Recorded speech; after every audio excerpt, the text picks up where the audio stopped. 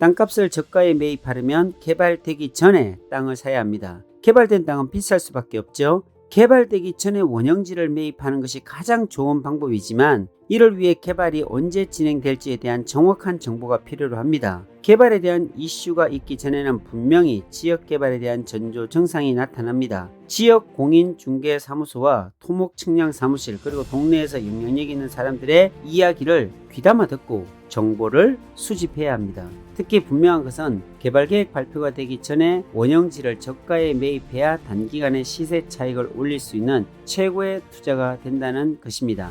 안녕하세요, 오픈마인드입니다. 토지에 투자할 때 고려해야 할 사항이 무엇일까요? 땅에 투자하기 위해서는 땅을 찾는 연습을 통해 능력을 키워야 합니다. 그렇다면 투자 전에 어떤 점들을 고려해야 할까요? 첫째, 땅값이 상승할 수 있는 호재가 있는가? 땅을 투자용으로 구매하는 것이 목적이라면 반드시 고려해야 하는 것은 지역의 호재를 파악하는 것입니다. 호재가 없이는 절대로 땅값이 쉽게 오르지 않습니다. 호재란 땅값이나 부동산 가치 상승에 긍정적인 영향을 주는 좋은 소식이나 개발 계획을 의미합니다. 신도시 개발 아니면 산업단지 조성 또는 소규모 도시개발 등 어떤 형태로든 개발이 이루어져야 땅의 수요가 늘어나고 땅값이 상승합니다.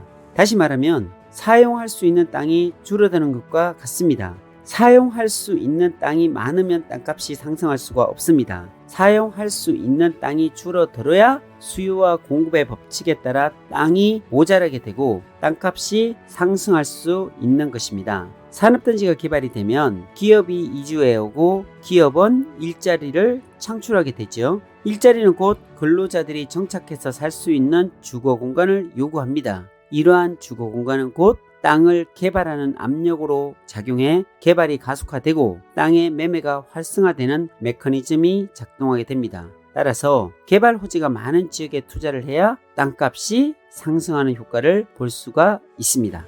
둘째, 땅값을 싸게 매수할 방법이 있는가 하는 것입니다. 땅 투자에서 수익률은 얼마나 저가의 땅을 매입하느냐에 따라 결정이 됩니다. 땅값을 저가에 매입하려면 개발되기 전에 땅을 사야 합니다. 개발된 땅은 비쌀 수밖에 없죠. 개발되기 전에 원형지를 매입하는 것이 가장 좋은 방법이지만 이를 위해 개발이 언제 진행될지에 대한 정확한 정보가 필요로 합니다. 너무 일찍 매입하면 장기간 자금이 묶일 수가 있고 개발 발표 이후에는 땅값이 크게 올라서 매입하기가 어려워집니다. 개발에 대한 이슈가 있기 전에는 분명히 지역 개발에 대한 전조 증상이 나타납니다. 아무런 전조 증상이 없이 언론에서 먼저 발표하지는 않습니다. 대형 개발 계획이 있다면 이미 사전 조사부터 시작해서 다양한 소문들이 들리기 시작하죠. 이런 소문들이 가짜 뉴스인지 진짜 뉴스인지 정확하게 파악할 필요가 있습니다. 절대로 흘려들어서는 안 됩니다. 지역 공인중개사무소와 토목측량사무실 그리고 동네에서 영향력 있는 사람들의 이야기를 귀담아 듣고 정보를 수집해야 합니다. 이런 노력은 정확한 판단을 내리는 데 도움이 되고 실제 투자에서도 유용하게 사용되기도 합니다. 특히 분명한 것은 개발계획 발표가 되기 전에 원형지를 저가에 매입해야 단기간에 시세 차익을 올릴 수 있는 최고의 투자가 된다는 것입니다. 땅을 저가에 매입하는 또 다른 방법은 큰 면적의 땅을 사는 것입니다. 물건을 살 때 한 개 사는 것과 100개 사는 경우 단가의 차이가 있습니다. 땅도 마찬가지입니다. 100평을 사는 것보다 5,000평을 사는 것이 평당 가격이 더 저렴할 수밖에 없습니다. 큰 땅을 매입한 뒤 작게 분할해 매도할 수도 있기 때문에 저가로 땅을 매입하면 큰 면적의 땅을 사는 것도 좋은 방법입니다. 셋째, 땅의 가치를 높일 수 있는가 하는 부분입니다. 땅의 가치를 높이기 위한 다양한 방법들이 있습니다. 자세한 내용은 4장에서 다루겠지만 대략적인 방법은 다음과 같습니다. 1. 땅의 모양이 사용하기에 좋은 형태가 아니면 분필이나 하필을 통해 용도에 맞게 모양을 만듭니다.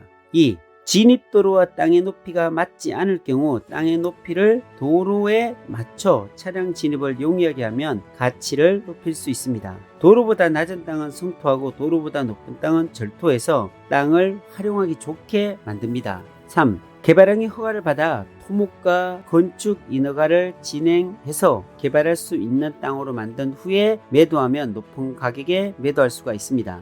또한 소비자들이 원하는 목적에 맞게 공장이나 제조장, 창고 시설 등을 건축해서 땅과 건물을 함께 매매하는 방법도 있습니다. 4. 농지를 매입했다면 조경수를 심어서 수익을 창출하고 가치를 높일 수가 있습니다. 조경수는 시간이 지나고 해가 바뀔수록 키가 자라면서 나무 자체의 가격이 상승해서 토지 가격까지 더 상승하기도 합니다. 넷째, 언제쯤 팔 수 있는가? 앞서 언급한 세 가지는 스스로 결정할 수 있는 항목입니다. 호재가 있는 지역을 파악하고 저렴하게 살 수 있는 토지를 매입해서 가치 있는 땅으로 만드는 것까지 스스로 해낼 수 있습니다. 하지만 땅을 파는 능력은 다른 차원입니다. 땅을 사는 것은 누구나 할 수 있지만 원하는 시기에 팔 수 있는 사람은 거의 없습니다. 그래서 대부분의 경우 지역 공인중개사무소에 의뢰해놓고 기다리는 수밖에 없습니다. 그렇다고 너무 실망하지는 마십시오. 방법이 전혀 없는 것은 아닙니다. 정해져서 오르는 땅은 이미 정해져 있다를 보면 땅을 매입한 후 1년 안에 매도한 사례가 많이 담겨 있습니다. 심지어 원형지를 매입한 후 개발하지도 않고 그대로 매도해서 1년 안에 2배 이상의 차익을 남긴 사례도 많습니다. 결국 매도는 타이밍입니다. 욕심을 버려야 합니다. 땅은 개발 발표 전에 매입하고 개발 발표 후 가격 상승 곡선에서 수익을 봤다면 빠르게 매도해야 합니다. 저는 개발되기 전 원형지를 저렴하게 매입한 뒤 상승 곡선에서 1년에서 2년 안에 수익이 발생하면 미련 없이 매도합니다. 하지만 많은 땅 투자자들은 가격이 더 오를 여지가 있다고 판단하고 팔기를 거부합니다. 그것은 욕심입니다.